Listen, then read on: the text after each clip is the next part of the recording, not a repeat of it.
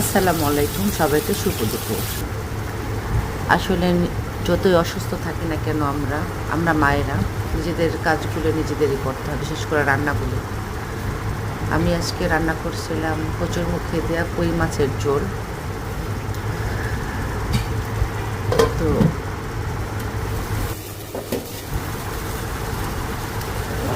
তো এখানে মারা যত অসুস্থ থাকে সন্তানদের জন্য রান্না করতেই হয়। বাইরের খাবারগুলি তারা খেতে পারে না, এটা স্বাস্থ্যের জন্য ভালো না। তা আমি অনেক অসুস্থ, অনেক জ্বর, এটা নিয়ে আজকে রান্না করলাম। এখানে আমি যে রান্নাটা করছিলাম সেটা হচ্ছে কই মাছ দিয়ে কচুরমুখী ঝোল, সাথে বিভিন্ন পাতা দিয়ে দিলাম। কালারটা দেখতে অসাধারণ লাগতেছে না? আসলে তরকারিটাও খুব মজা হয়েছে। সাথে ছিল করলা ভাজি। এখানে মাঝখানে আমি অবশ্য মুরগি রান্না করছিলাম ছেলেমেয়ের জন্য।